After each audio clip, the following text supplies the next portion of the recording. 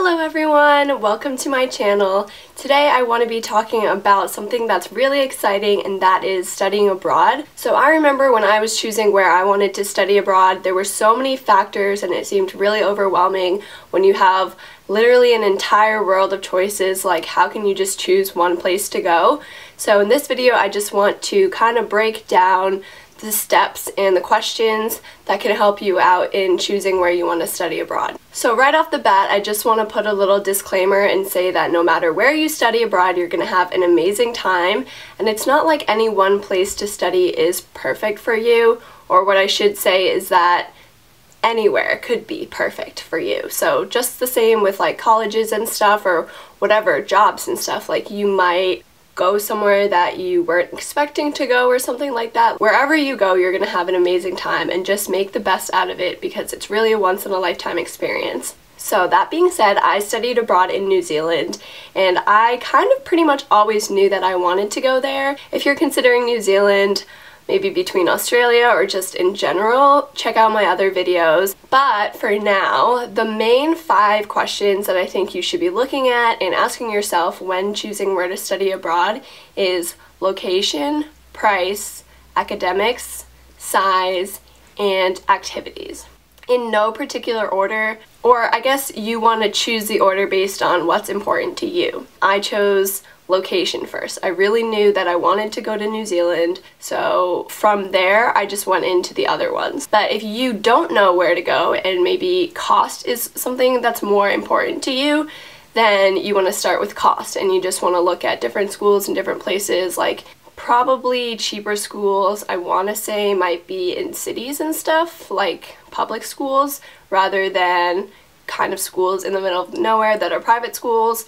And then from there, once you figure out the cost, then you can go to location. Likewise, academics is a huge thing. So if you're an engineer or something, I know at my school, engineers could really only go to a few places because only a few places had those classes. And kind of just some miscellaneous things to think about as well on top of those top 5 are if you want to go through a program or if you want to do a direct enrollment / like transfer. So the difference between those is that if you're going through a program, then a lot of it is organized for you. For example, I went through TEEN, which is the Education Abroad Network. They facilitated an orientation at the beginning that's separate from the university orientation, and they help you out with like what you want to do with your phone plan and stuff like that.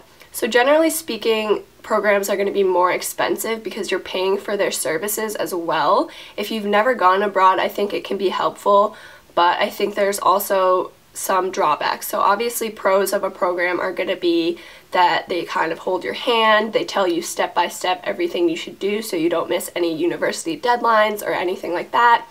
And they're a really good resource to have in terms of connecting you with people both internationally and from your home country and from the country you're going to. They'll take care of like transportation from the airport, and sometimes they'll take care of maybe even the flight for you. So those are things that are worth looking into. But for me, having already gone through it and having had abroad experiences before, I feel like if I could have done it again, I probably wouldn't have gone through TEEN. I definitely met a lot of people through it, especially from the US, because basically how it works is like they'll choose just anyone from around the country, like around the US, who applied to TEEN in New Zealand or Australia. We all went together. So that means that right off the bat, I had an orientation with all these people from my school and from like around the US, which is pretty cool. But to me, what I wanted was like the authentic experience of like really immersing myself in New Zealand culture and stuff. And you definitely can do that still, but I felt like too many people within the group were using it not as a safety net, but as their main source of interactions. And if that's what you want, then I think that's great. You'll meet a lot of people through your program and you can just hang out with them all the time. But sometimes I feel like it can be limiting because if you already have your group of friends, then you may not want to like reach out as much. So that's one con. And then the other con is obviously the cost is a little bit higher. But those are things for you to think about. Another thing to think about is whether you want to do an actual study abroad or if you want to do a national exchange. So obviously, like, the US is so big. If you're from the US, you could go to a different place in the US. So for me, I know a girl at my school, like, we're from Massachusetts, so she went to Hawaii, which is super far. The culture is super different. It's basically like going abroad, but it's within the country. So if you're from the US or from another country that does national exchanges, then you can look into that, and that's also an option as well if you don't have a passport or you don't want to get a passport or whatever reason you might want to go somewhere else in the country. That's an option too. My last piece of miscellaneous advice is if you want to ignore the whole academics section of this video, then you can if you prepare for studying abroad really early. So for example, if you are a freshman and you know that you want to study abroad at some point and you're pre-med or engineering or something, then you could just load up all of your semesters so that the semester that you go abroad, you don't have to do any classes related to your major. Or you could take an extra semester and just take classes that are related to the country you're going to or whatever. But that's also an option too. It's just academics for a lot of people. If you want to fit in to the time frame that you want to graduate by, sometimes that's hard to navigate through. But that's an option as well. Okay, so first of all, I'm gonna just start talking about cost. So obviously studying abroad, there's a lot of costs. On top of tuition, you're gonna be paying for housing, you have to pay for the flights, and you have to budget for having other experiences as well, because obviously you're going to school, but if you're in another country, you're going to be doing things that cost more. Like, you're going to be doing probably more adventurous things than you would at home. So obviously this is very personal, but generally speaking, some tips that I can give to you is wherever you go, you're going to be spending more money than you would in the US anyway. So if you do kind of have some flexibility there, if you want to take out loans, if people are helping you fund it or whatever, then you may as well just go big or go home, because how many times are you going to get to do this, right? So if you're stuck between two schools and one is super expensive and one is not, obviously I guess it's more efficient to go to the one that's not if they're equal, but a lot of great schools are cheap as well. So, or not cheap, I feel like no schools are that cheap. And you want to look into tuition. A lot of times there's international fees, but if you have dual citizenship somewhere or something, for students from the country, it's always so much cheaper. So for example, with New Zealand, the tuition for international students is obviously super high versus the tuition for someone who lives there. So if you already are a dual citizen somewhere like New Zealand, you want to look into that definitely. Another great thing that I did was apply for scholarships for studying abroad. There are so many scholarships out there through your school, first of all, through your program, if you're looking at a program, and honestly just online anywhere. So a lot of times they're specific to your country. If you're going somewhere in Asia, there's going to be tons of resources online. If you just Google scholarships for American students studying abroad in Asia, then tons of things will pop up. And it doesn't take that much time in the long run to do these applications and stuff. So, and if you're doing a lot of them, then you're going to be filling out the same information anyway. Sometimes you can just tweak the same essay and not have to rewrite a whole thing, because a lot of time the questions are going to be like, why do you want to study in such and such place? What are you going to do in such and such place? So these answers you can kind of recycle, and that will make applying for scholarships really easy. And you want to just apply to as many as you can possibly find, because you might get some. I got a few from my school and program, so that was really helpful. And then also, once you're there, you want to look for things to supplement your money. Like through my program, they had like photography scholarships kind of, or like Instagram contests and stuff. So while you're actually abroad, if you take photos and videos of you abroad, sometimes you can kind of exchange that for money, and also like maybe start blogging and stuff, and eventually maybe you can turn that into an income source, which is actually what I did when I was abroad. I won a few $100s for submitting Instagram photos, and started blogging for a company that if you get like a certain amount of shares, then you get some money. That's called Rakbo, R-A-K-B-O. If you're interested in that, I'm not exactly sure what they're doing right now, but that's what I did.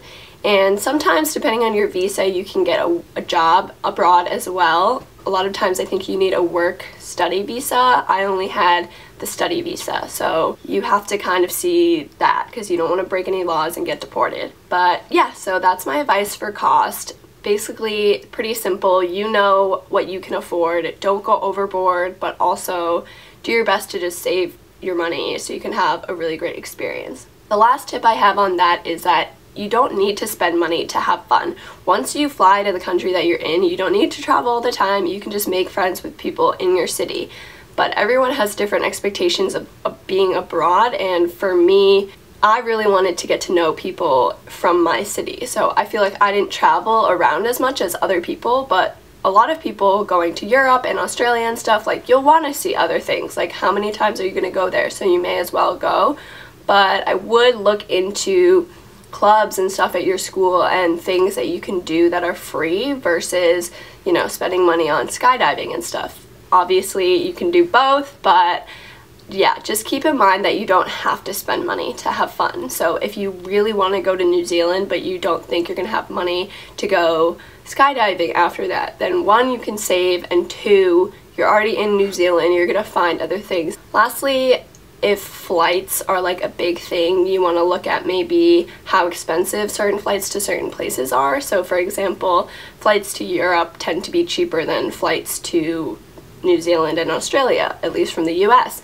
If you're from Europe, then maybe flights to the US are cheaper than flights to Asia. I don't know. This isn't a huge thing, but yeah, you do want to be thinking about that. I know, especially with New Zealand, it's like one of the most expensive places you can fly to from the US.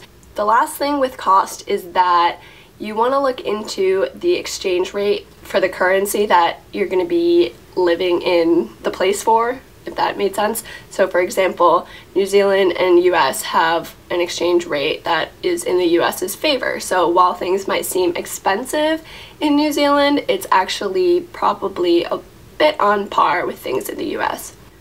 So the next topic I want to talk about is location. This is obviously probably the biggest question because you have the entire world at your feet. Where would you want to go? I think that it's important to think about language, culture, and like whether you want a city or a suburban feel or a really nature feel, those kinds of things. So language is a big one. If you're studying a language, I think it's really great if you can go to the country that speaks that language. For example, I spoke Spanish from kindergarten through high school, and in high school I did an exchange to Spain, and I went to Mexico and the Dominican Republic, and it's really, really great for language acquisition and learning the culture of these different places. But yeah, think about if you want to learn anything specific about a certain place. Like, do you want to get to know the culture of a certain place and integrate those into your choosing? Next is obviously, do you want a city or do you want somewhere in the countryside? And you can base this off both what you know and what you think you might like. If you've always been in one type of setting, I think it's really great to put yourself in a new one. But if there's too many new factors, that can be overwhelming. So if you're going to a city that speaks a different language, maybe you want to pick a city if you come from a city, because that'll feel more natural.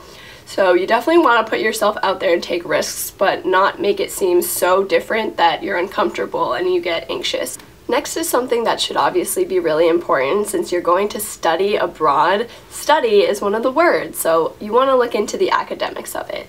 Depending on your major, you may have a lot more choices than people with a really specific major. For example, I was studying math, so you can pretty much study math anywhere, especially in an English-speaking country. It's not going to be confusing and stuff. If you're going to a country that doesn't speak English and you're studying something like math, then you definitely want to make sure they have English classes and stuff like that. That way you're not drowning in your work and getting so confused because math is already like another language. Yeah, so you want to look into academics. A lot of times you can see specific programs, like if a school is really good for education or pre-med or stuff.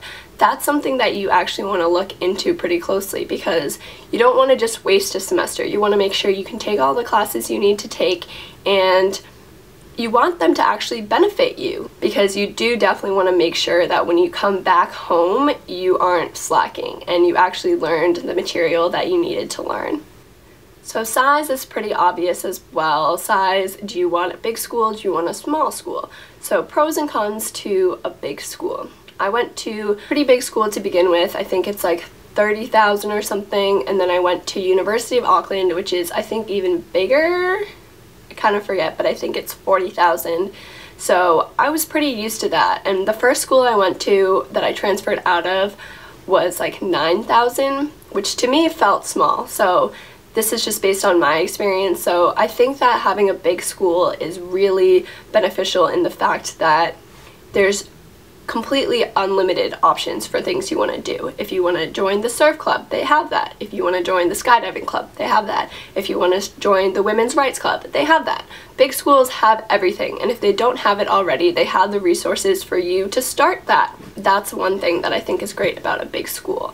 One drawback for a big school is if you're kind of like shy and aren't going to put yourself out there and join things, then it might be harder to find friends. I didn't find that was the case for me because I lived in a student village, so I was basically living in dorms. You can meet people through that, and you can meet people through your classes and stuff. But if you're more shy, then you want to think about going to a smaller school because that might be easier to meet people. However, it could be also more intimidating because you're an exchange student coming in to a smaller school. It may seem like everyone is like already best friends with each other, so I don't know, that's something to think about as well.